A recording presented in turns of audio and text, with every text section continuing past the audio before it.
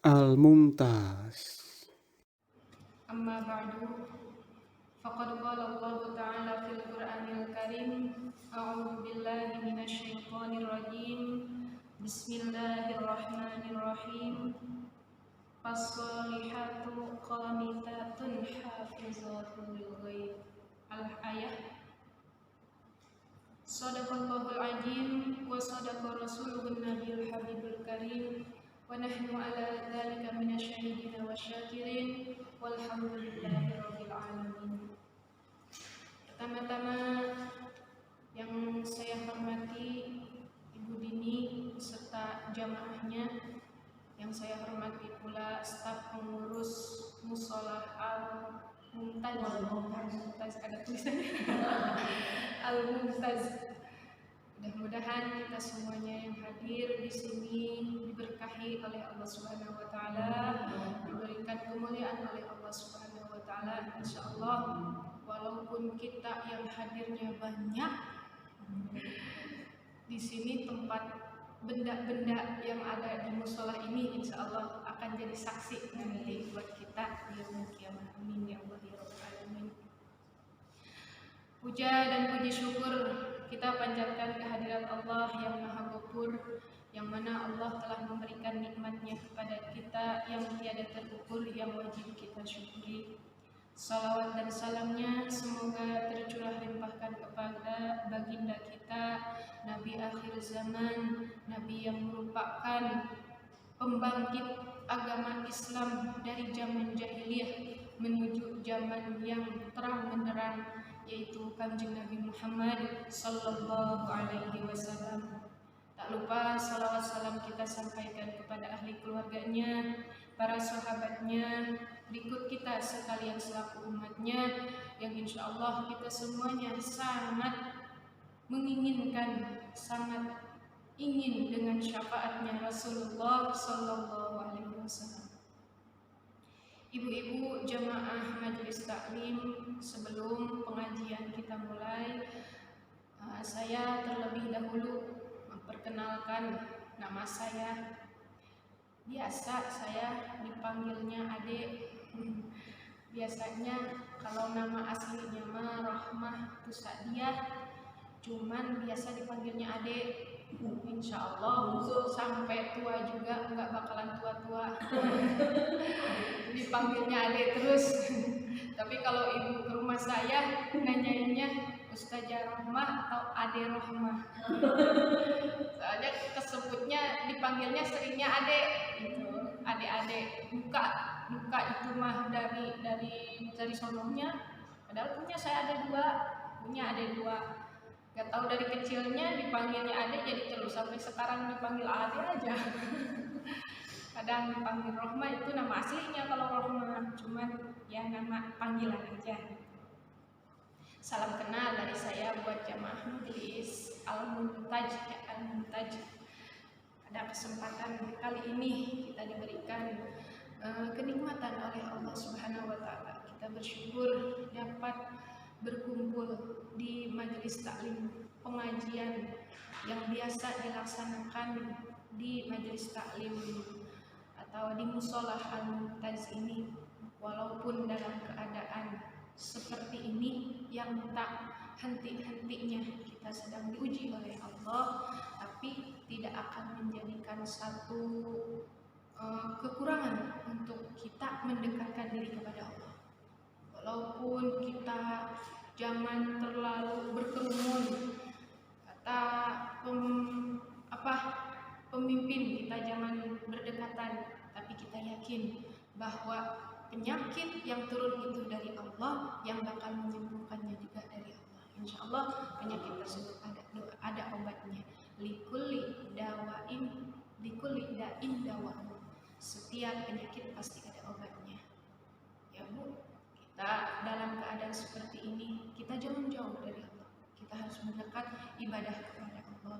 Kita harus benar-benar tawakal kepada Allah supaya kita dijauhkan dari wabah yang terjadi pada tahun-tahun ini. Amin. Amin ya Allah ya Rabbal alamin. Sebelumnya pengajian kita uraikan, alangkah baiknya bersama-sama kita membacakan hadiah untuk para ahli kubur, membacakan tawasul untuk para ahli kubur yang telah meninggalkan kita. Kita doakan beliau di ahli kuburnya, mudah-mudahan dijadikan kuburan yang raudhatun min riyadil jinan, satu kuburan yang merupakan kuburan taman, yang merupakan taman-tamannya surganya Allah Subhanahu wa taala. Mari bersama-sama kita membacakan Fatihah. A'udzubillahi minasyaitonir rajim. Bismillahirrahmanirrahim. Astaghfirullahaladzim. Astaghfirullahaladzim. Astaghfirullahaladzim. Alladzi la ilaha illa huwal hayyul qayyum wa atubu ilaihi min jami'il ma'asi wad dzunub. Asyhadu an la ilaha illallah wa asyhadu anna Muhammadar Rasulullah. Allahumma salli ala Sayyidina Muhammad. Allahumma salli ala Sayyidina Muhammad. Allahumma salli ala Sayyidina Muhammad sallallahu alaihi wasallam. الفاتحة إلى حضرة النبي المصطفى شفاعة رسول الله صلى الله عليه وسلم وعلى آله وأصحابه وأزواجه وذريته وأهل بيته الكرام. شيء لله لهم. الفاتحة. أعوذ بالله من الشيطان الرجيم. بسم الله الرحمن الرحيم. الحمد لله رب العالمين الرحمن الرحيم مالك يوم الدين. إياك نعبد وإياك نستعين. اهدنا الصراط المستقيم صراط الذين أنعمت عليهم غير المغضوب عليهم ولا الضالين. ثم إلى حضرة صحابة سيدنا أبي بكر وسيدنا عمر وسيدنا عثمان وسيدنا علي رضي الله عنهم. الفاتحة. أعوذ بالله من الشيطان الرجيم. بسم الله الرحمن الرحيم. الحمد لله رب العالمين الرحمن الرحيم مالك يوم الدين. إياك نعبد وإياك نستعين. اهدنا الصراط المستقيم صراط الذين أنعمت عليهم غير المغضوب عليهم ولا الضالين. ثم إلى حضرة أولياء الله تعالى من مشارق الأرض إلى مغاربها في برها وبحرها، خصوصا سيدنا محي الدين عبد القادر الجيلاني قدس الله شرعه العجيب. شيء لله لهم. الفاتحة. أعوذ بالله من الشيطان الرجيم. بسم الله الرحمن الرحيم. الحمد لله رب العالمين الرحمن الرحيم مالك يوم الدين. إياك نعبد وإياك نستعين. اهدنا الصراط المستقيم صراط الذين أنعمت عليهم ولا الضالين. ثم إلى آبائنا وأمهاتنا وأجدادنا وجداتنا وأعمامنا وعماتنا وأخوالنا وخالاتنا ومشايخنا خصوصا إلى الدين.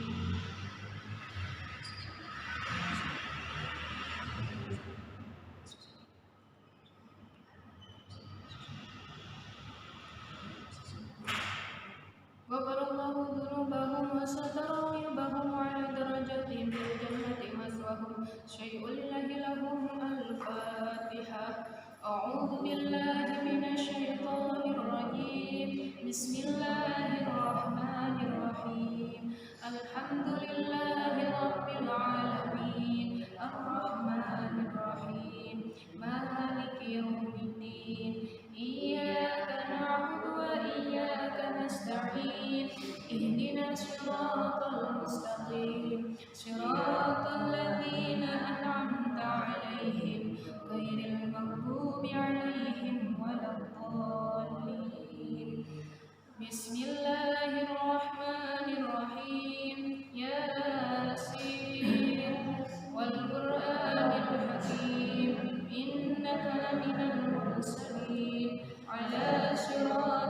المستقيم تنزيل العزيز الرحيم لتنذر قوما ما أنذر آباؤهم فهم غافلون لقد حق القول على أكثرهم فهم لا يؤمنون إنا جعلنا في أعناقهم أغلالا فهي إلى الأذقان فهم مقمحون وجعلنا من بين أيديهم سدا ومن خلفهم سدا فأغشيناهم فهم لا يبصرون وسواء عليهم أأنذرتهم أم لم تنذرهم لا يؤمنون إنما تنذر من اتبع الذكر وخشي الرحمن بالغيب فبشره بمغفرة وأجر كريم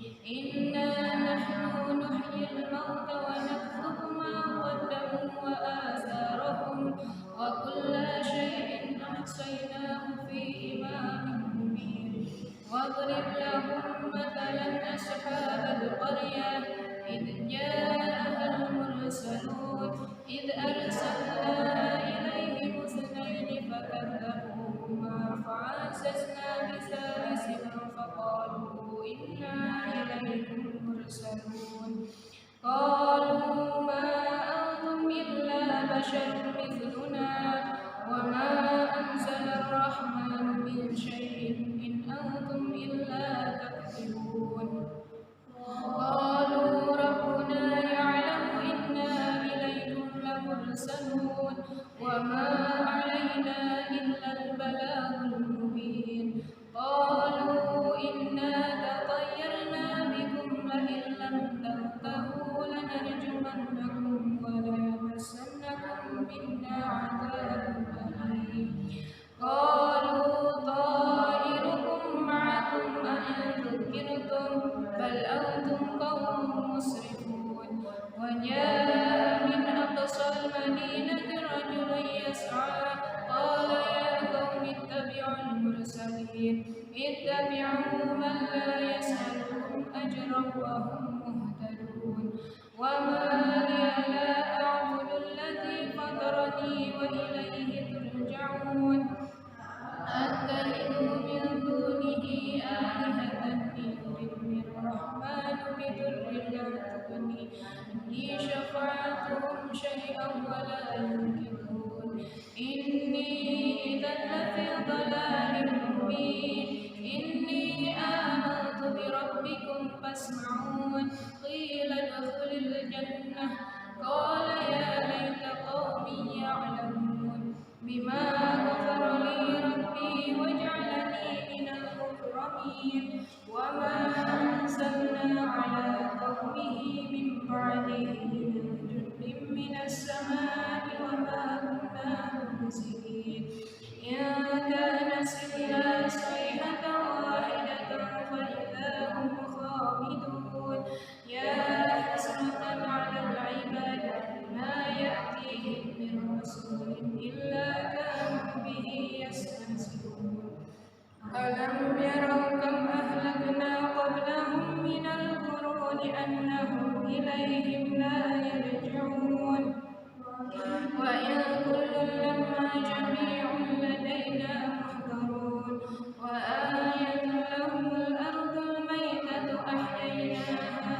وأخرجنا منها حبا فمنه يأكلون وجعلنا فيها جنات من نخيل وعناب وفجرنا فيها من العيون ليأكلوا من ثمره وما عملت أيديهم أفلا يشكرون سبحان الذي خلق الأزواج كلها مما تنبت الأرض ومن أنفسهم ومما لا يعلمون وآية لهم الليل نسلخ منه النهار فإذا هم مظلمون والشمس تجري لمستقر لها ذلك تقدير العزيز العليم والقمر قدرناه منازل حتى عاد كالعرجون القديم الشمس ينبغي لها أن تدرك القمر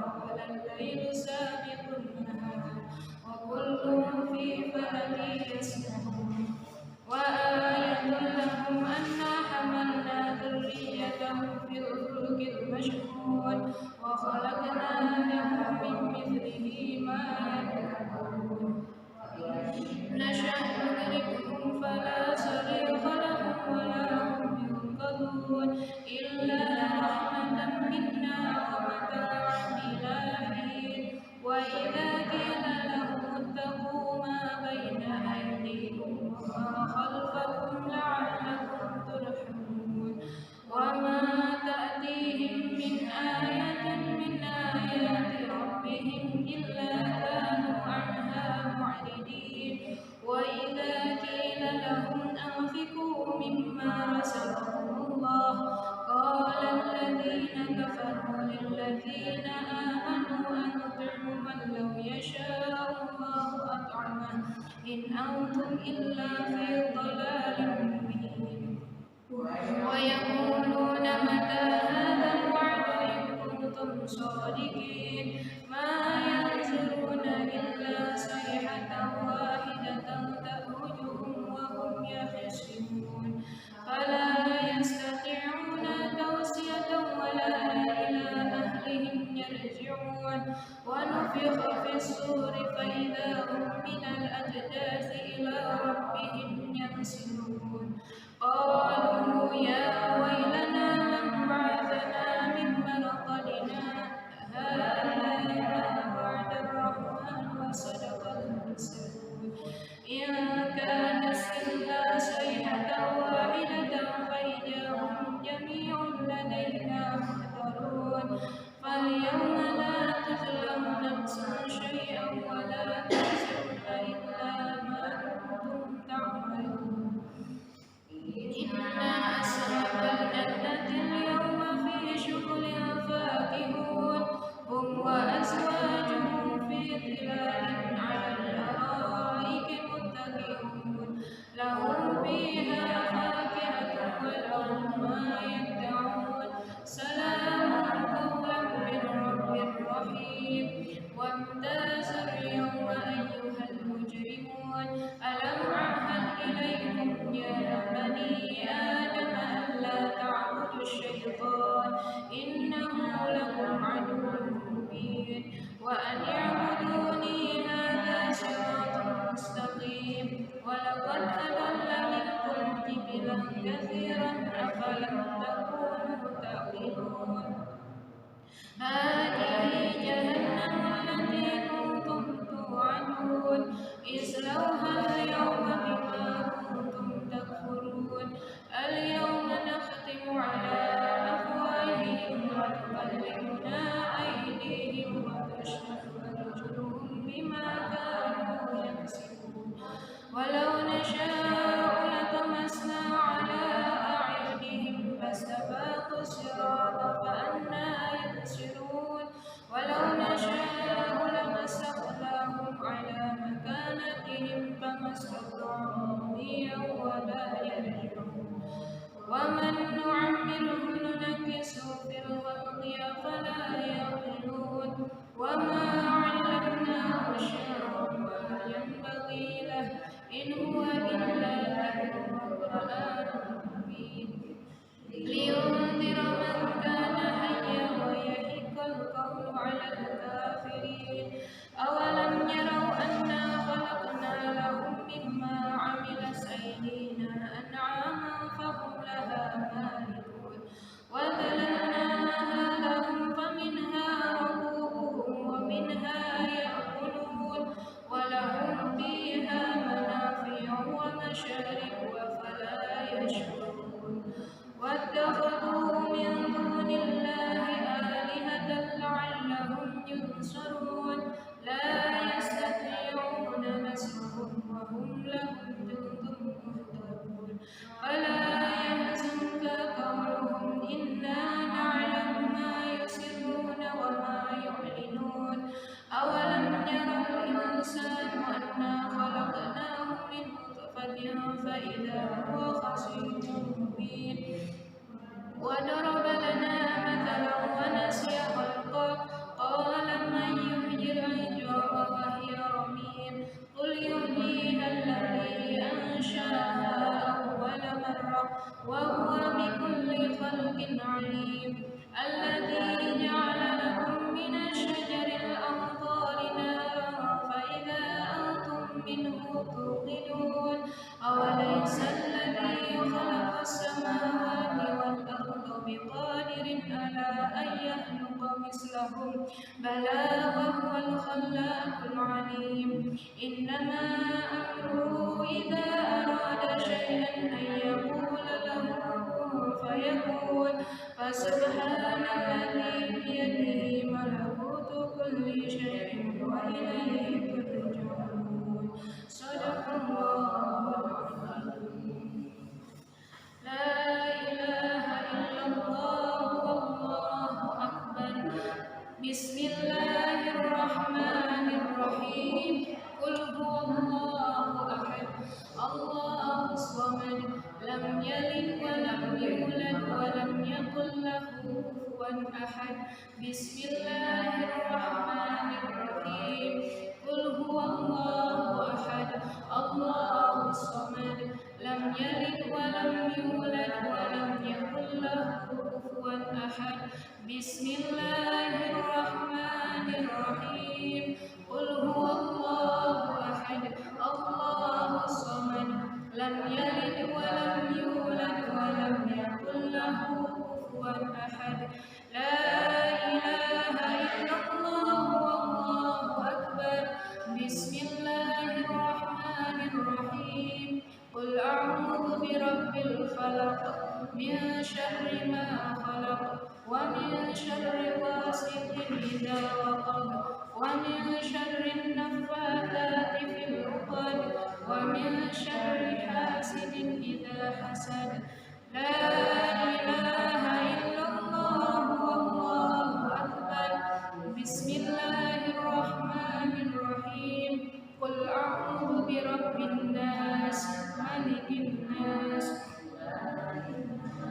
من شر الوسواس الخناس الذي يوسوس في صدور الناس من الجنة والناس لا إله إلا الله والله أكبر بسم الله الرحمن الرحيم الحمد لله رب العالمين الرحمن الرحيم مالك يوم الدين إياك نعبد وإياك نستعين اهدنا الصراط المستقيم صراط الذين أنعمت عليهم غير المغضوب عليهم ولا الضالين بسم الله الرحمن الرحيم ألف لام ميم ذلك الكتاب لا ريب فيه هدى للمتقين الذين يؤمنون بالغيب ويقيمون الصلاة ومما رزقناهم ينفقون والذين يؤمنون بما أنزل إليك وما أنزل من قبلك وبالآخرة هم يوقنون أولئك على هدى من ربهم وأولئك هم المفلحون وإلهكم إله واحد لا إله إلا هو الرحمن الرحيم الله لا إله إلا هو الحي القيوم لا تأخذه سنة ولا نوم له ما في السماوات وما في الأرض من ذا الذي يشفع عنده إلا بإذنه يعلم ما بين أيديهم وما خلفهم ولا يحيطون بشيء من علمه إلا بما شاء وسع كرسيه السماوات والأرض ولا يؤوده حفظهما وهو العلي العظيم لله ما في السماوات وما في الأرض وإن تبدوا ما في أنفسكم أو تخفوه يحاسبكم به الله فيغفر لمن يشاء ويعذب من يشاء والله على كل شيء قدير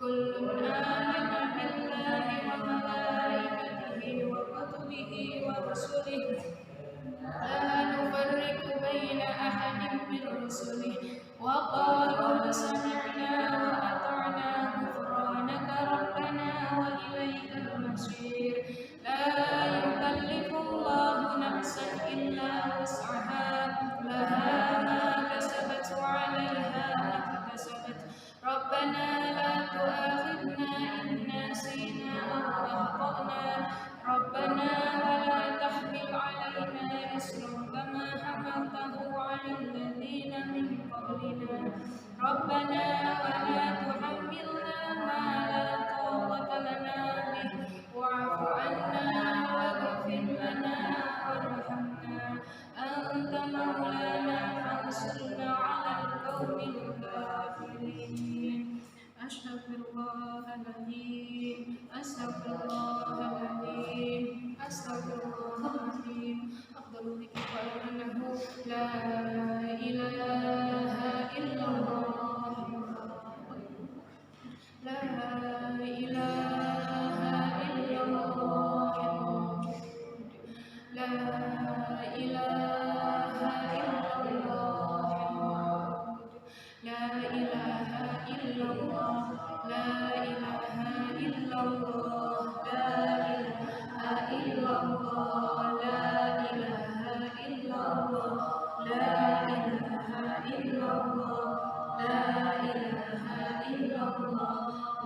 إله إلا الله لا إله إلا الله لا إله إلا الله لا إله إلا الله لا إله إلا الله محمد رسول الله لا إله إلا الله محمد رسول الله لا إله إلا الله محمد رسول الله لا إله إلا الله محمد رسول الله لا إله إلا الله محمد رسول الله صلى الله عليه وسلم كلمة الحق عليها نحيا وعليها نموت وبها نبعث إن شاء الله تعالى من الآمنين آمين آمين يا الله يا رب العالمين حمدا شاكرا حمدا نعيما حمدا يوافي نعمه يكافي مزيده يا ربنا لك الحمد كما ينبغي لجلال وجهك الكريم ولعظيم سلطانك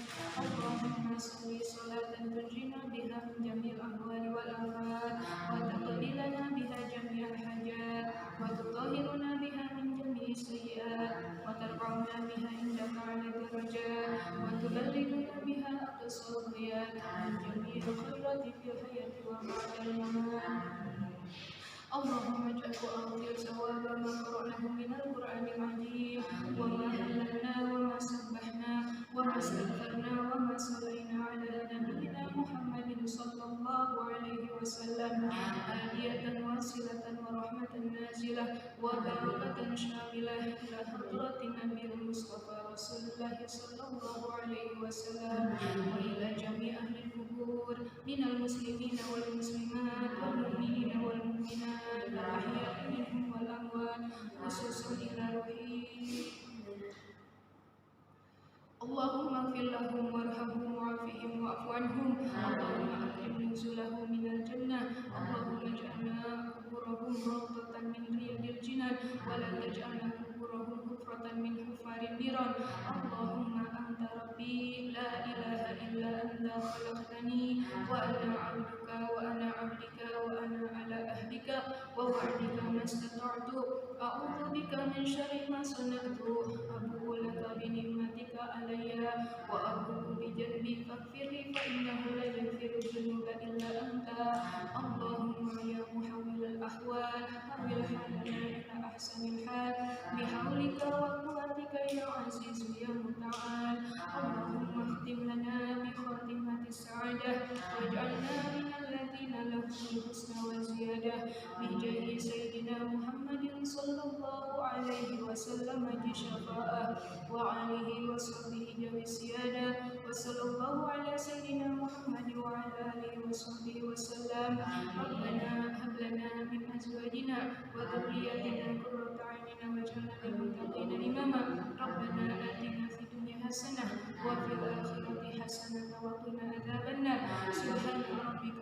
izzati amma yasifun. Wassalamu ala mursalin walhamdulillahi rabbil alamin. Bismillahirrahmanirrahim. Alhamdulillahi rabbil alamin arrahmanir rahim maliki yaumiddin. Iyyaka na'budu wa iyyaka nasta'in ihdinas siratal mustaqim. Shiratal ladzina an'amta 'alaihim ghairil maghdubi 'alaihim waladdallin. Alhamdulillah, kita sudah membacakan hadiah tahlil tahmid kepada ahli kubur kita. Mudah-mudahan disampaikan ganjarannya kepada ahli kubur, khususnya umumnya ahli kubur muslimin wal muslimat, mukminin wal mukminat. Ibu-ibu jemaah majelis taklim, alhamdulillah kedua kalinya kita bersyukur kepada Allah diberikan nikmat sehat oleh Allah, terutama sehat jasmani maupun sehat rohani. Kita diberikan nikmat sehat oleh Allah merupakan satu kenikmatan yang begitu besar yang diberikan oleh Allah. Sebab cara bersyukur kita terhadap Allah bukan berarti kita bisa bersyukur dengan lisan saja. Kadang kita mendapatkan nikmat, kita mengucapkan kalimat alhamdulillah. Padahal kita bisa bersyukur dengan nikmat yang Allah berikan, bisa menggunakan hati kita, bisa menggunakan anggota tubuh kita. Anggota tubuh kita ini sedang diberikan nikmat oleh Allah. Bil arkan, syukur bil arkan, dengan anggota tubuh kita. Dengan cara apa? Allah memberikan sehat kepada kita. Lalu kita gerakkan tubuh kita, jalan dari rumah sampai ke majelis. Seberapa langkah yang kita langkahkan kaki kita itu merupakan syukur kepada Allah. Namun kita tidak menghitung berapa langkah Ibu Dini dari rumahnya ke sini. Gak dihitung ya. Jalan apa pakai motor? Oh jalan, iya. Tapi kata Bu Dini, nggak ngitung, saya di jalannya aja ngobrol katanya, atau di jalannya aja saya sambil main HP, atau di jalannya saya sambil panggil-panggil tetangga. Saya nggak ngeh kalau jalan dari rumah saya sampai ke musola ini berapa langkah ya? Kalau itu berapa langkah kira-kira? Ada 30 kali ya? Ada. Berapa langkah ya? Itu langkah yang kita langkahkan dari rumah kita sampai ke majelis taklim. Langkah tersebut akan menjadi saksi. Tanah tersebut yang diinjak oleh kita nanti di yaumil kiamah akan menjadi saksi. Kata tanah, ya Allah, ini saya tanah yang pernah diinjak oleh Bu Nini. Waktu itu Bu Nini berangkat ngaji dari rumahnya ke majelis, beliau menginjak saya. Ya Allah, jangan dulu siksa beliau. Saya saksinya karena beliau rajin ngajinya. Amin. Beliau rajin ibadahnya. Katakan amin. Amin ya Allah ya Rabbal alamin. Sebab ucapan apapun yang kita ucapkan itu semuanya doa. Makanya kita mengucapkan kalimat itu harus dengan kata-kata yang benar. Contoh, kita ngomel sama anak kita, kata kita dasar kau bandel. Nah, kita ngomongnya bandel, harapan hati kita anak kita pengennya bager. Kalau bahasa kita mah bager, baik. Tapi kenapa kita dibilangin dasar bandel? Nah, kita omongin anak kita disebut bandel, jadi bandel kan? Iya, bener? Nah, coba kalau dibilanginnya dasar baik. Padahal kita tahu akhlak anak kita atau siapa aja, kita tahu dia jelek, tapi kita doain mudah-mudahan dari ngomongnya kita jadi doa, anaknya jadi baik, anaknya jadi soleh, anaknya jadi solehah. Amin, amin ya Allah ya Rabbal alamin. Anak yang soleh, anak yang solehah itu tergantung diri kitanya sebagai orang tuanya yang mendidik anak kita, yang mengajarkan anak kita. Sebab kita sebagai ibu adalah al-ummu madrasatul ula li auladiha. Ibu adalah guru pertama untuk anaknya. Sebelum anaknya pergi sekolah, dari kecil anaknya mengikuti kata-katanya. Siapa dulu yang diikuti? Kata-kata ibu dulu. Anaknya bisa berbincang dengan siapa? Ibunya. Jadi ibu adalah pendidikan pertama untuk anaknya. Berikanlah satu masukan yang positif jangan diberikan yang negatif aja. Kalau anak-anak sekarang mah, ya Bu ya, anak sekarang mah lebih banyak main di luarnya daripada sama orang tuanya, ya Bu ya. Kadang banyak yang seperti itu ya, yang enggak juga ada, yang di rumah aja ada, yang selalu ingin sama orang tuanya pun ada, tapi kebanyakan yang seperti itu. Kitanya yang di rumah sebagai ibu yang solehah itu bisa mengatur dalam satu rumah. Ya, kata Rasul, khairun nisa'i imra'atun idza najarta ilaiha saratka wa in amartaha ata'atka wa in gibta anha hafiztaka fi malika wa nafsiha. Kata Rasul berkata kepada Abu Hurairah, sebaik-baiknya perempuan, kata Rasul, ialah perempuan yang apabila kamu memandangnya, kamu merasa bahagia. Ini kita kalau lagi kesal di rumah, kalau lagi genep di rumah, kadang yang kesemprot semua orang, bener ya?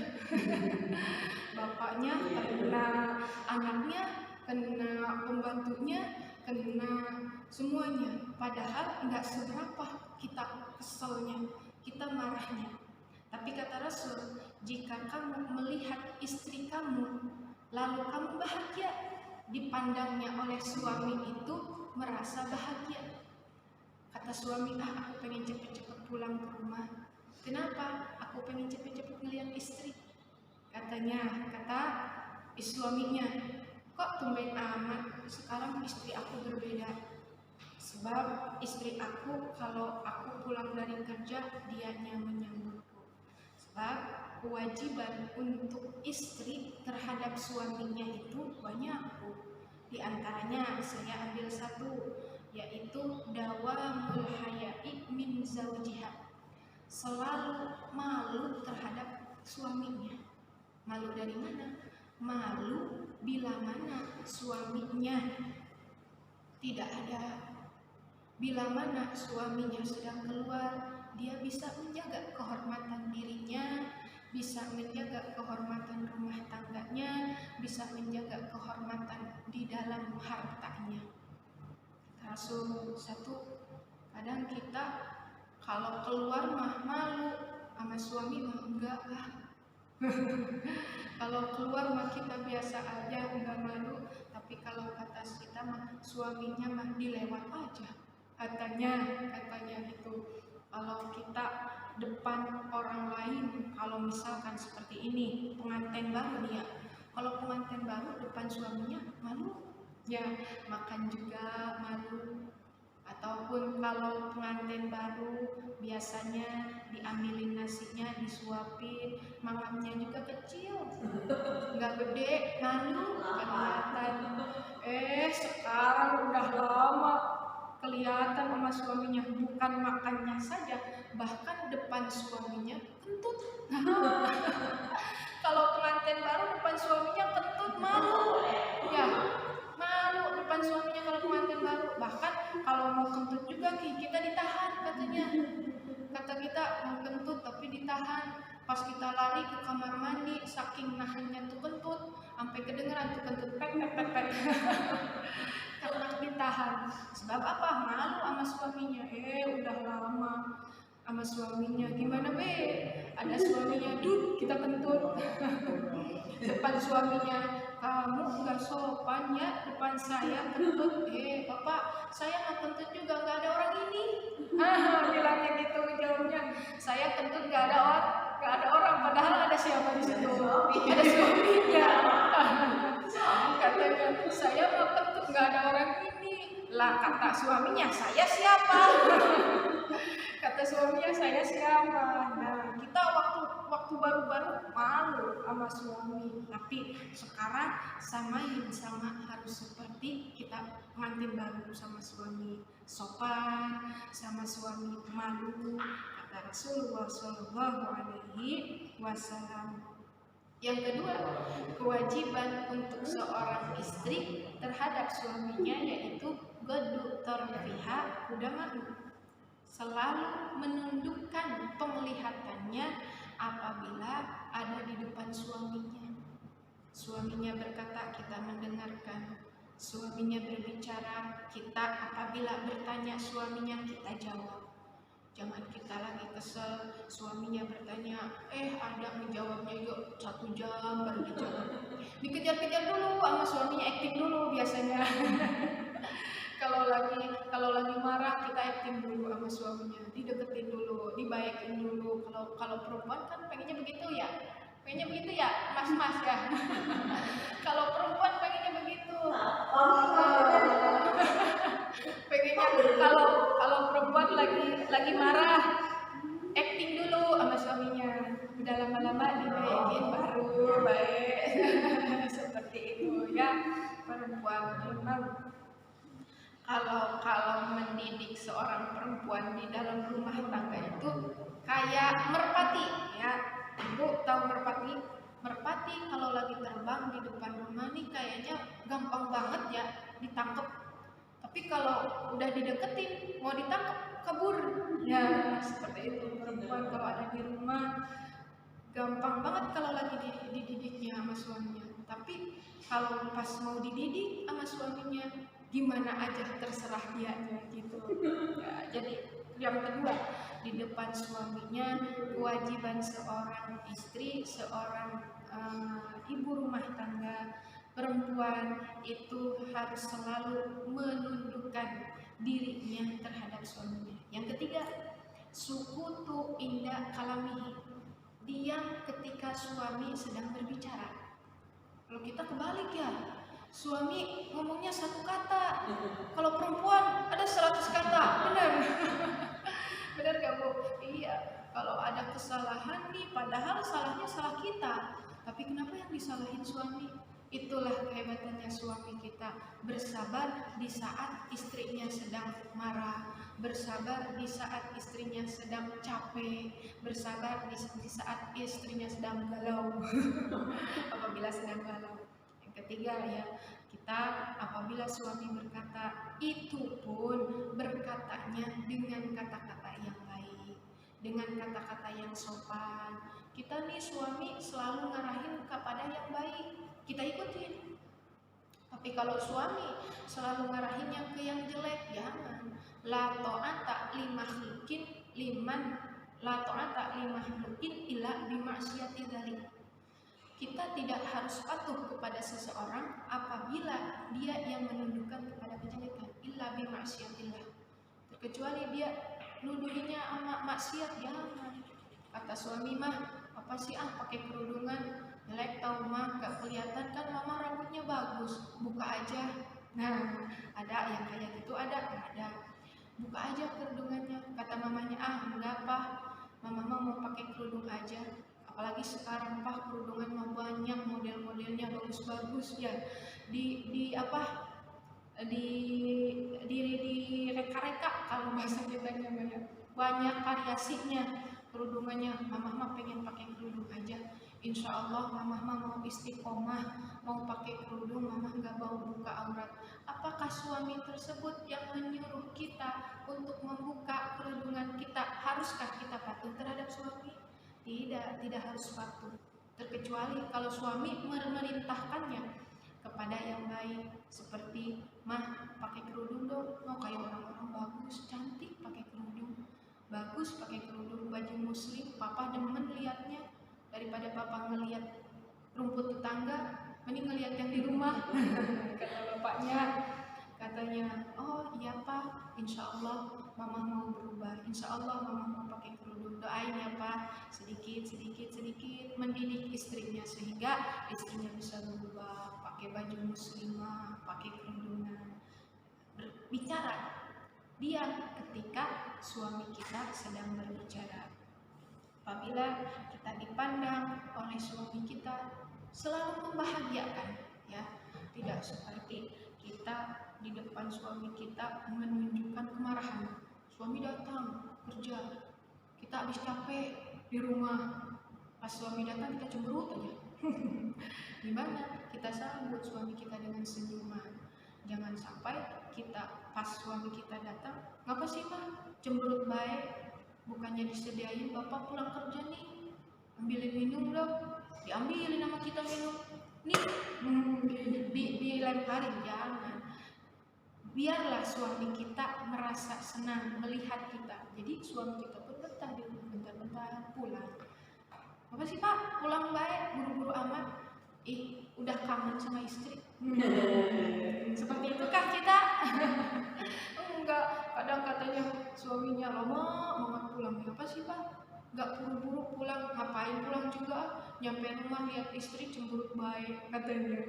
Ngapain pulang juga buru-buru? Lihat istri di rumah marah-marah baik. Enggak betah Bapak di rumah. Nah, harus seperti apa? Kita harus seperti yang dianjurkan Rasulullah. Apabila suami kita memandang kita, suami tersebut merasa bahagia melihat kita. Hari ini mama beda.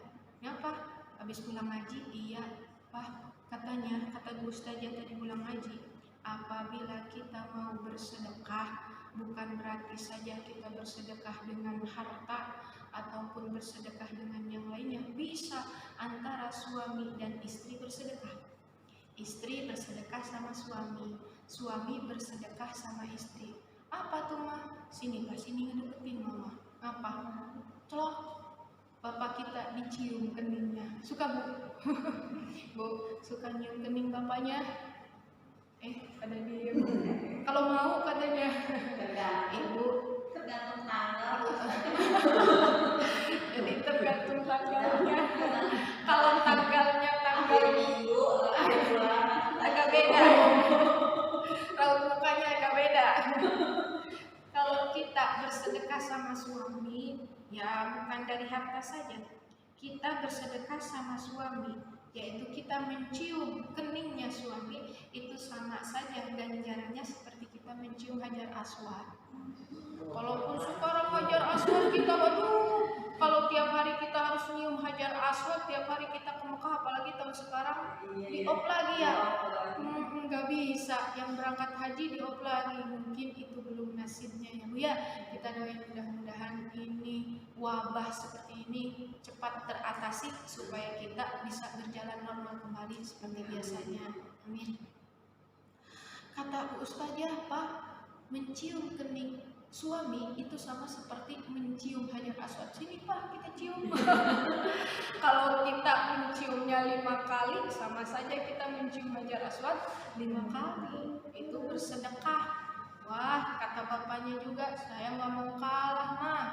Sini, mama mau nyium bapak, dapetin hajar aswad. Bapak juga mau dong nyium kening mama, dapetin hajar aswad. Tumbenan amat mama kamu nih, bapak pulang kerja dicium kening bapak, padahal tadi habis ngaji ya. Habis ngaji katanya bapak, kita dapat ganjaran seperti mencium hajar aswad, apalagi suaminya yang hitam. Ya Bu ya. Nah, yang kedua, yang ketiga, ya sukutu indah kalamihi, cocok ya berarti berbicara ketika suami kita diam ketika suami kita berbicara. Yang keempat, qiyamu indah kalamihi, melaksanakan apa yang diperintahkan oleh suami. Ya, suami kita mengarahkan kita kepada yang baik, ma sholat, ma ngaji, ma urusin rumah, ma. Nah, suami kita selagi menunjukkan kepada yang baik, kita patuhi. Tapi sebaliknya, apabila suami menunjukkan kepada yang jelek, jangan kita patuhi. Ataupun suami menunjukkan, mengarahkan kepada maksiat, jangan kita patuhi. Kita patuhi apa yang diperintahkan oleh suami selagi suami menunjukkan kepada arah yang benar. Ya, menjadi imam yang benar. Maka dari itu kita pilih imam-imam dalam rumah tangga kita, bukan saja hartanya, harta tersebut tidak akan membawa kebahagiaan, bukan saja dari keturunannya, ya dari apanya, dari agamanya, terutama satu agama sama kita. Kita Islam, suami kita Islam, suami kita ngajak sholat berjamaah, kita ikutin. Suami kita, ayo Pak, kita berjamaah. Terdirilah dalam rumah tersebut ketenangan apabila di dalam rumah tersebut yang mengaturnya ibu atau suami dan istrinya yang tenang. Insya Allah rumah tersebut akan menjadi baiti jannati, rumahku surgaku, di mana di dalamnya yang mengaturnya ibunya atau suaminya atau istrinya selalu ada dalam arah kebaikan. Yang kelima nih, kewajiban seorang istri terhadap suami yaitu ardu nafsiha inda naum, mengasongkan dirinya, menawari dirinya ketika mau tidur. Pak, Bade, suka gitu gak Bu? Suka kayak gitu gak? Hah? Enggak katanya. Bu, Neng, Ustazah, katanya suami saya nggak perlu ditawarin juga, dia udah minta duluan katanya. Justru suami mau minta kita nawarin, Pak mau nggak? Mau apaan? Nggak ngerti suaminya. Si bapak suka pura-pura, kita kan udah lama Pak, belum kangen-kangenan. Ya, jangan dengerin yang belakang. Itu masih single ya? Masih single ya? Oh iya. AA-nya tuh yang belum punya pasangannya, cari istrinya yang solehah, mudah-mudahan dapat istrinya yang solehah, amin. Ini lagi mencari dia juga katanya. lagi pilih-pilih yang mana nih yang mau dia cantelin. Ardu nafsiha, menawarkan diri kita. Mau di mana Pak? Mau di kamar ini? Kamar ini? Mau di atas? Mau di bawah Pak? Ya, menawarkan diri kita ketika mau tidur. Ini berdandan ketika mau tidur. Ini mah balik kita mah ya. Mau tidur pakai pakaian juga yang aneh. Kalau di kampung dibawa tidur, ataupun kalau kita di rumah lebih bagus berdandan keluar daripada di rumah, bener gak? Lebih bagus kondangan daripada di rumah, bener. Kalau kondangan kita matching banget ya, kondangan kita ya pakai alis, pakai lipstik.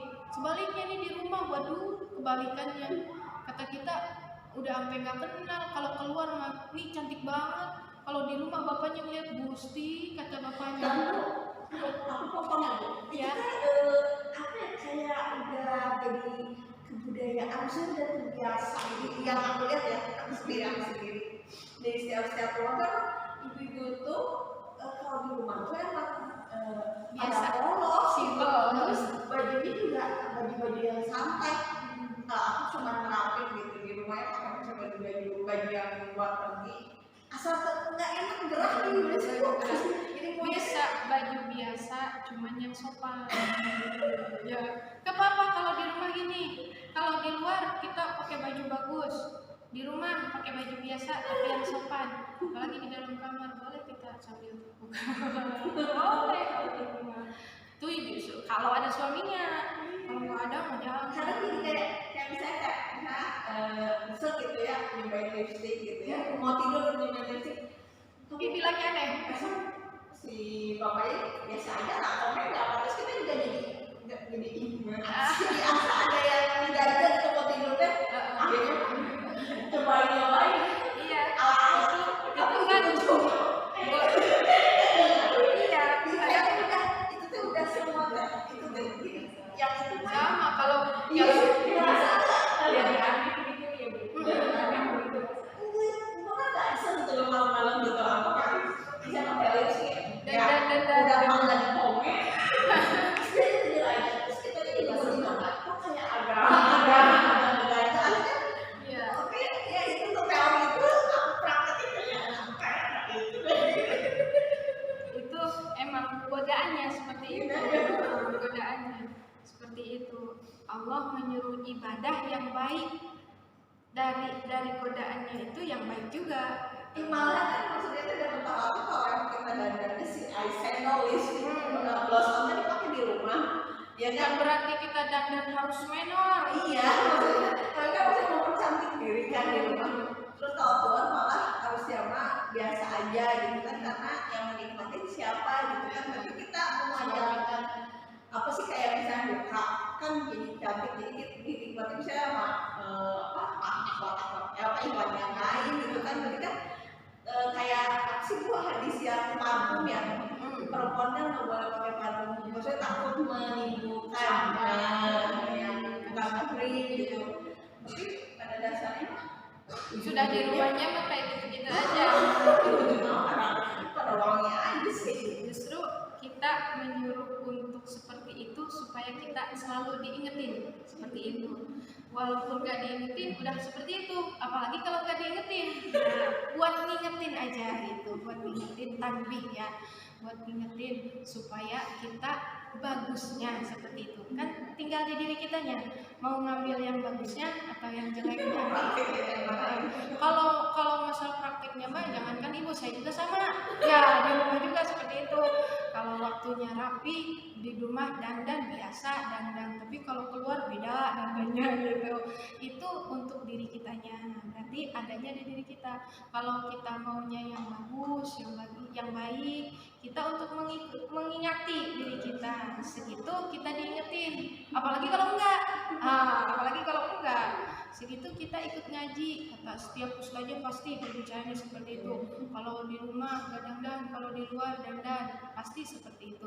Itu untuk mengingati diri kita. Segitu kita diperingati, dikasih tahu, menyampaikan kepada yang diajarkan oleh Rasul. Apalagi kalau nggak diajarkan, ya seperti itu. Adu nafsiha, kita menawarkan diri kita terhadap suami kita.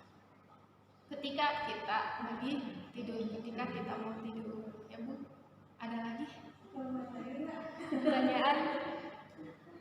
Barangkali itu ada yang tidak dimengerti, tidak sesuai dengan keadaan kita. Ya, setiap hari kita mendengar, itulah ilmu di diri kitanya. Apakah kitanya mau mengamalkannya atau tidak? Tergantung diri kitanya. Kalau ilmu diamalkan, ibarat al ilmu bila amal kasaja bila samar. Ilmu yang diamalkan itu ibarat pohon. Ilmu yang tidak diamalkan itu ibarat pohon yang tidak ada buahnya. Kita udah tahun-tahunan nih nanam pohon mangga, tapi dia nggak berbuah sama sekali, rugi nggak? Kira-kira kita udah bertahun-tahun kan ada ya pepohonan yang kita tanam tapi nggak berbuah sama sekali. Ngapain kalau nggak berbuah mah udah tebang aja, ganti lagi pohonnya. Seperti itu. Ilmu yang kita pelajari itu tergantung di diri kitanya. Mau diamalkan untuk diri kita, tidak diamalkan tidak apa-apa untuk diri kita juga sendiri. Alangkah baiknya. Namun memang teori kebanyakan orang seperti itu. Ya, kebanyakannya seperti itu. Namun ini ada pelajaran dari Rasulullah Shallallahu Alaihi Wasallam. Siti Aisyah kalau keluar ditutup mukanya, tidak kelihatan mukanya, tapi kalau di dalam rumah terlihat oleh Rasulullah. Bahkan Siti Aisyah ada yang bertamu ke rumahnya, di rumahnya itu tidak ada tempat terbuka. Ya, tidak ada tempat terbuka seperti ini pintu depan, ini langsung ruang tamu, tidak. Melainkan ada satu batasan sekat ya. Apabila ada tamu, Siti Aisyah di dalam sekat tersebut. Dia bicara, mau ke siapa? Ini dari siapa? Tidak menghadap tamunya langsung depan matanya. Tapi kan kalau kita beda ya. Kata tamunya, ini sombong amat yang punya rumah ya. Kita nak tamu tapi nggak keluar-luar dalam pintu aja. Gitu. Kadang orang nggak mengerti seperti itu. Tapi kita mengamalkan dari Rasul, kata Siti Aisyah. Cuman kita ya memakai kegalibannya aja dalam kebiasaan kita, asal jangan mengeluarkan dari hukum. Ya, keluar dari hukum. Boleh kita melayani tamu asal tamunya dulu lihat yang seperti apa. Kita jangan melayani tamu seperti yang dianjurkan Rasul itu. Tamu yang seperti apa? Kalau tamunya yang jahat, tamunya yang iseng, tamunya yang jahil, atau tamunya ada juga seperti itu, kita tidak harus layani. Ketika suami kita tidak ada, lalu ada yang ke rumah kita, kita bilang maaf, suami saya tidak ada. Bapak nyari siapa? Nyari suami ibu, suaminya tidak ada. Jangan gini, sini Pak masuk aja, di sini aja sama saya ngobrolnya. Ya, kita tunggu suami kita. Ataupun Pak maaf, ya tergantung pengertian pengertian orangnya masing-masing ya. Kadang ada yang mengerti, kadang ada enggak. Kita ada teman suami kita datang ke rumah kita, terus kata kita suami kita nggak ada, tungguin aja Pak di luar. Kan kata orang bilang tega amat tuh yang punya rumah, ada tamu taruh di luar, katanya gitu.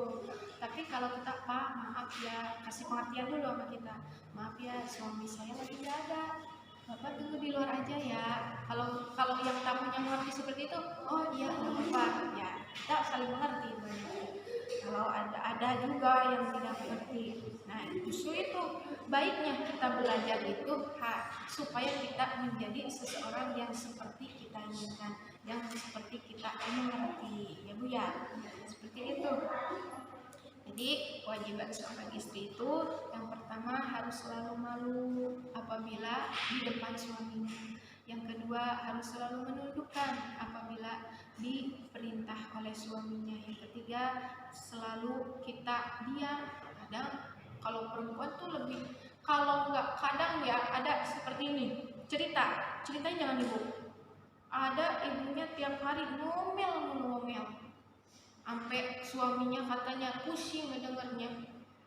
Kata suaminya sama anaknya, dibilang begini, Jang, Bapak punya siasat nih. Kenapa Pak? Ini Bapak pusing banget ngedenger ibu tiap hari mamah kamu ngomel mulu. Pusing Bapak. Iya ya Pak, saya juga bentar-bentar diomelin, bentar-bentar salah. Kita bikin siasat yuk, kata bapaknya nih. Namanya juga cerita ya Bu ya. Kata bapaknya, apa? Kita masukin si ibu yuk, kita kerem, katanya gitu. Sama bapaknya, suaminya bikin siasat, dimasukin istrinya, dikerem istrinya. Pas satu hari istrinya dikerem, kata si bapaknya, diem baik anaknya. Iya ya nak, baru juga satu hari ibu kamu dikerem, tega ya itu bapaknya. Baru juga satu hari ibu kamu dikerem, ngapa? Sepi ya di rumah. Iya Pak, dari tadi kata anaknya kita pada diem baik, manyun mulu gak ada yang ngomel. Iya, kita kangen juga sama emak kamu. Dikeluar lagi, emaknya ngomel lagi, rame lagi. Ada yang seperti itu ya. Ya namanya juga orang, tergantung orangnya. Perempuan juga ada yang cerewet aja ada, ya, yang diam aja ada. Tapi kalau nggak ada perempuan di rumah sepi, benar, sepi, nggak ada yang ngomelnya. Sepi, nggak ada yang ngomelnya. Yang ketiga, sukutu indah kalamihi, diam ketika suaminya berbicara. Yang keempat, kiamu indah kalamihi, selalu melaksanakan apa yang diperintahkan oleh suaminya. Yang kelima, arju nafsiha indah naum, menawarkan dirinya ketika dia mau tidur. Masih banyak sebenarnya kewajiban seorang istri terhadap suaminya. Wa ta'ahuduha al-fama bil miski wa tibi, menjaga mulutnya ya dari wangi-wangian. Tadi itu yang dibilang ibu, kalau keluar wangi ya, kalau di rumah bau goreng bawang. Ya seperti itulah tugasnya seorang perempuan. Paling senang, makanya untuk si bapak juga harus mengerti, si ibu juga pingin disenengin, jangan bau bawang dulu. Sehari kali-kali bapak bawa ibunya biar wangi kemana, refreshing. Kalau keluar kan gak bau bawang Bu ya. Kalau keluar gak bau gorengan, gak bau ikan katanya, nggak bau keringat. Kalau keluar dibawa jalan-jalan wangi, cantik. Nanti yang cantik, yang dipuji siapanya? Suaminya. Oh, istrinya Pak Anu. Nah, oh ini istrinya Pak Anu. Gitu. Yang dipuji suaminya, bukan diri kita, tapi yang dipuji suaminya. Tergantung suaminya yang mendidik kita. Makanya kita berdoa di dalam doa tersebut, Robbi habli min ladunka minas sholihin. Ya. Berilah keluarga kami keluarga yang soleh dan solehah, keluarga yang taat kepada Allah, keluarga yang sakinah, mawadah, warahmah. Mengerti Bu? Biasanya berapa ini? Dulu dari berapa Pak? Jam 11.04.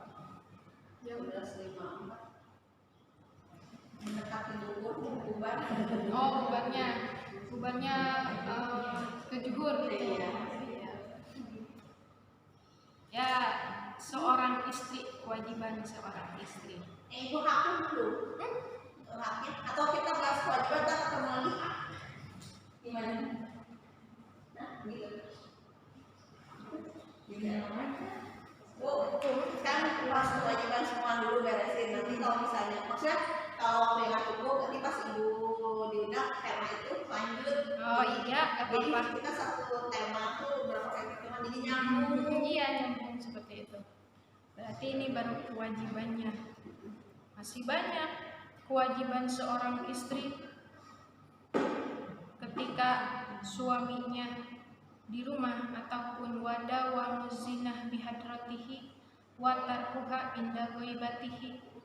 Tadi yang dikatakan tadi, ketika suaminya ada, kita harus berdandan. Bukan berarti berdandan gitu, kalau kita dengarnya dandan itu pasti pakai make up ya, dandan. Bukan berarti dandan di situ harus menggunakan make up, tapi berhias di situ dengan berpakaian kita yang rapi, yang sopan, yang enggak apa dibilangnya acak-adut kalau kita. Tidak lucu kali ya Bu ya, maksudnya kayak kan ada tuh baju yang kalau udah dipakai tuh pakai lagi ya, udah kesenangan ya. Iya, kesenangan. Kadang si istri itu ada ya, satu baju udah jelek banget, itu lagi, sampai katanya suami bilang, mah bosen amat liatnya bajunya itu lagi katanya.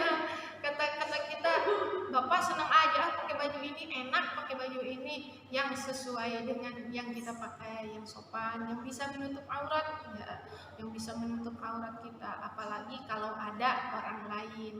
Kalau misalkan di rumahnya membuka aurat ada suaminya, tidak apa-apa ya, tidak apa-apa di depan suaminya. Yang tidak boleh itu jika ada orang lain. Kita harus bisa menjaga aurat kita, diri kita. Jangan sampai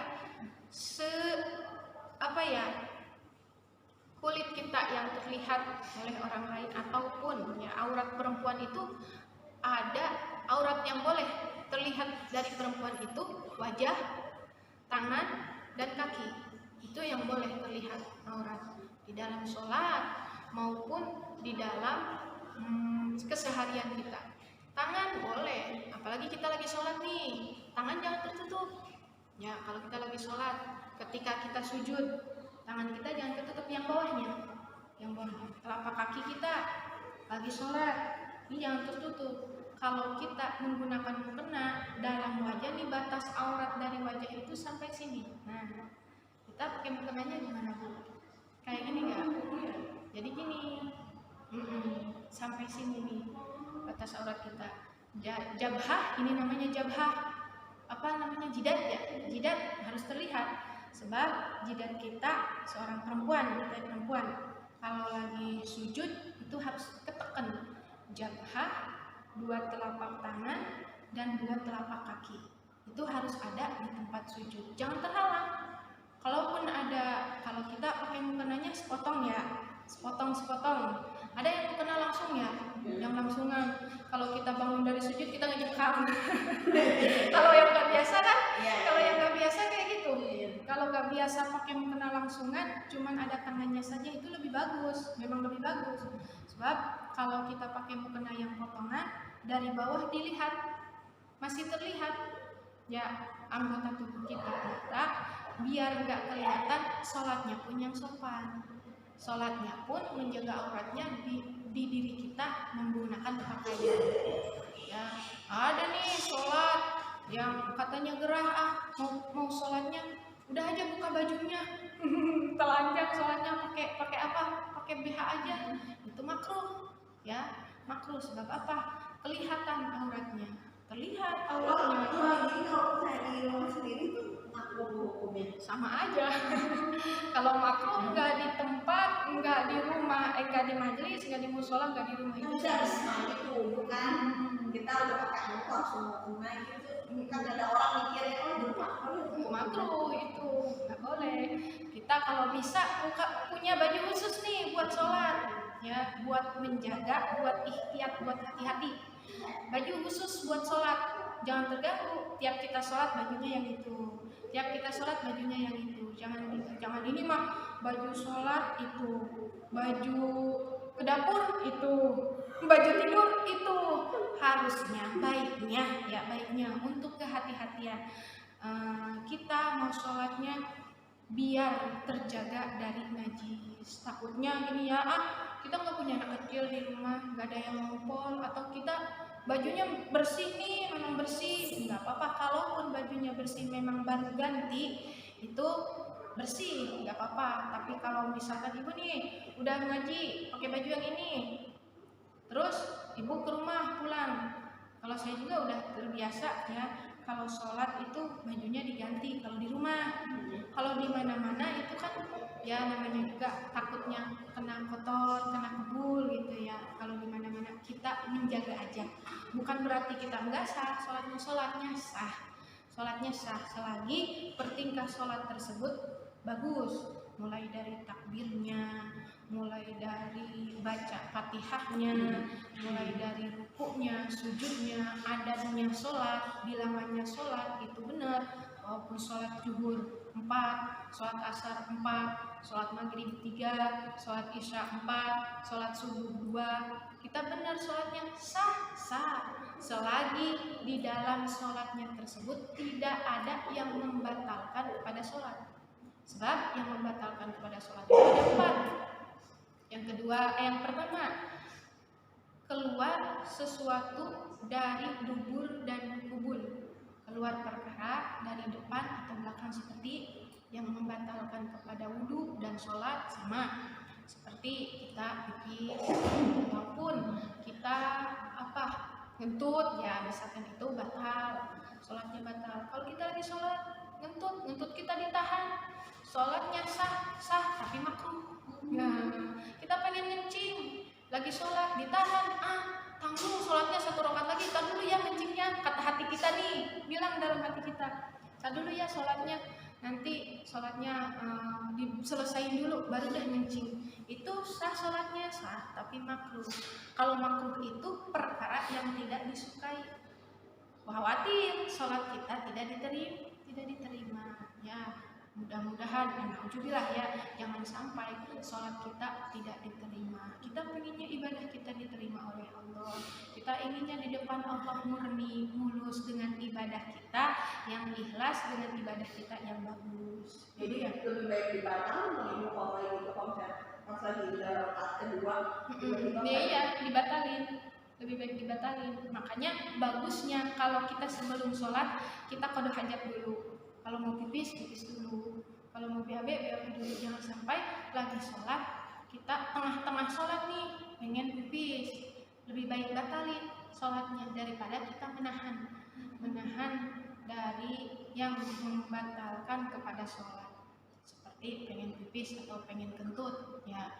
Kadang orang yang dawamul hadas, terus dia itu seperti lagi masuk angin nih ya. Kan kadang kalau lagi masuk angin perut ngeblok kayak muter, dadang kentut lagi. Kalau lagi sholat kentut batal lagi, balik lagi. Itu ya seperti itu. Kita harus bisa menjaganya seperti itu. Yang kedua yang membatalkan kepada sholat yaitu bersentuhannya yang lain muhrim ya, antara laki-laki dan perempuan. Itu bersentuhannya laki-laki dan perempuan batal. Bukan sholat aja, wudhu kita juga batal. Sebelum sholat kita wudhu kita batal. Ibu-ibu yang dirahmati oleh Allah Subhanahu wa Ta'ala, di dalam ibadah tadi ya, dalam sholat kita harus bisa menjaga aurat kita, harus bisa menjaga terhadap tempat yang kita, biasanya kalau ibu-ibu mah di sini suka punya tempat khusus sholat ya, di rumahnya ada ya tempat khusus sholat, dikhususin tempatnya khusus sholat yang bersih, yang rapi, yang jauh dari najis, yang jauh dari kotoran seperti yang ada di rumah kita yang sudah bersih. Insya Allah kalau kita tempatnya bersih, pakaiannya bersih, hatinya bersih, ibadah kita pun jadi tenang, ibadah kita pun jadi insya Allah bisa khusyuk di dalam ibadahnya. Ya kalau kita kan kalau nggak khusyuk, kalau kita sakit perut nih lagi sholat kita jadi nggak khusyuk. Di dalam pembacaan sholatnya pun tidak apa tidak kita baca dengan sempurna. Seperti kita baca Fatihahnya karena terburu-buru, kita ingin pipis, kita tahan, ya baca Fatihahnya pun kita diburu-buru. Cepetannya. Ataupun kita lagi ruku, ataupun kita lagi sujudnya, membaca doanya pun dipercepat. Sebenarnya dipercepat karena tidak khusyuknya di dalam sholat.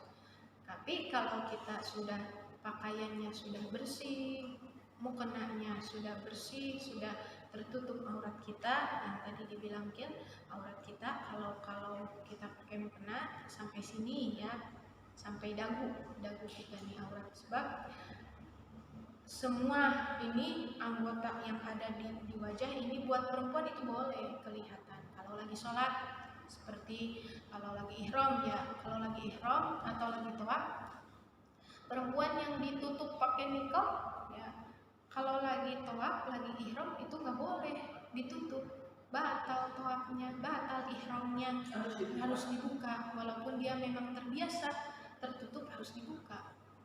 Kalaupun dia menggunakan sarung tangan, kalau lagi ihram nggak boleh, sarung tangannya harus dibuka.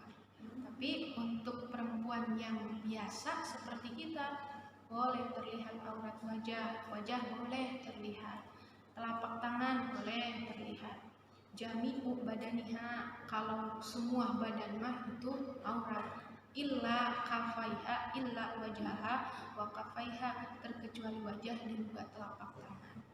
Ya seperti itu kalau kita lagi sholat, tertingkah di dalam sholatnya, ibadah kita. Kewajiban ya, tadi mana kembali lagi, ketika suami kita tidak ada, dawam zina bihadrati wa tarkiya inda ghaibatihi. Mana lagi? Tarkul khianat inda ghaibatihi bi firashihi wa malihi. Tidak boleh khianat terhadap suaminya apabila suaminya tidak ada, baik di rumahnya maupun di dalam hartanya. Ya, kita diberikan amanat oleh suami yang memegang keuangan di rumah nih kita, tapi kita hianat sama suami, gimana nih? Disisain dikit kata kita, buat beli bedak, sisain dikit. Suami kadang ngasih buat kewajibannya, seperti buat anaknya, seperti buat ini buat itu. Pak, buat make upnya mana? Boleh kita minta, ataupun boleh kita menyisihkan uang dari suami, tapi kita harus izin terhadap suami. Pak, kemarin ngasih uang sekian, mama beliin make up, gak apa-apa ya Pak? Oh gak apa-apa, emang ada sisanya? Ada. Walaupun kita kata bapaknya, emang cukup buat yang lainnya, ataupun kata bapaknya, nggak boleh, udah gimana, udah dibeli Pak, katanya. Itu terlalu ya, suami kalau kayak gitu terlalu mengekang terhadap istrinya. Gantiin, aduh gimana gantiinnya, dari mana gantiinnya kalau bukan dari bapak? Ya seperti itu. Kalaupun suami kita tidak ada, kita bisa menjaga hartanya, bisa menjaga amanat, bisa menjaga amanat, tidak boleh khianat. Mana lagi kewajiban seorang istri, yaitu ikramu ahlihi wa aqaribihi, memuliakan keluarganya. Seperti siapa? Mertua. Kalau keluarganya berarti ibu bapaknya dari suami, mertua kita ya, kita harus memuliakan, yakni kita sopan terhadap keluarganya suami kita. Jangan mah ini dibeda-bedain, mentang-mentang kalau ini mah keluarga kita, orang tua kita, ini orang tua suami, biarin ini orang tua suami ini mah orang tua kita ini. Jangan seperti itu, harus disamakan antara orang tua kita, suami juga sama seperti itu, harus bisa menyamakan antara orang tua kita dan orang tua dia, harus menyamakan antara memuliakan, yakni keluarganya, saudaranya, ataupun kerabatnya, nah teman dekatnya, Kita harus memuliakan di sini, menghormati, yakni kita tidak boleh acuh atau sombong terhadap kerabatnya ataupun terhadap keluarganya. Mana lagi Dan itu udah kita lanjut tadi sudah sampai poin berapa? 7 ya? 5, 6, 7, berarti 7 ya. Sampai 7 kewajiban seorang istri. Tinggal bertemu bulan depan lagi. Iya, ntar ini lagi topik lagi, tapi temanya kita itu aja biar nyambung. Iya. Ya udah, mudah-mudahan bermanfaat ya Bu ya. Yang diamalkan, ilmu yang diajarkan mudah-mudahan bermanfaat, bisa diamalkan.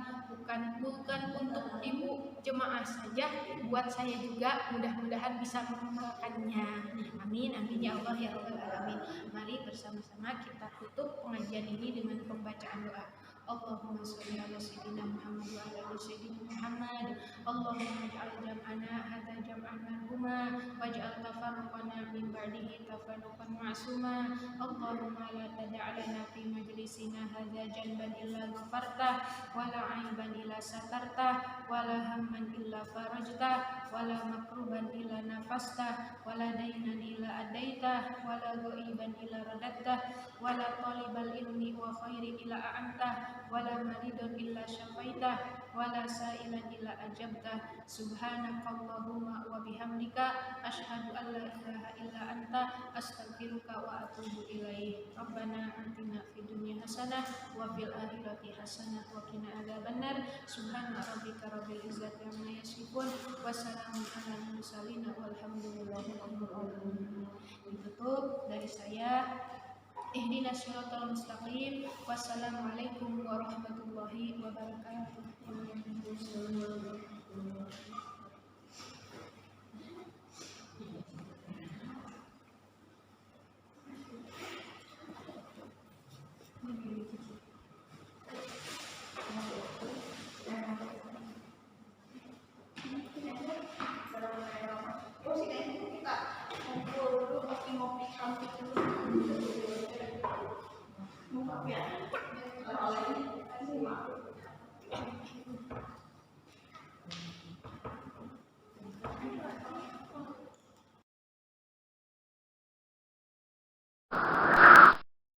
Al-Mumtaz.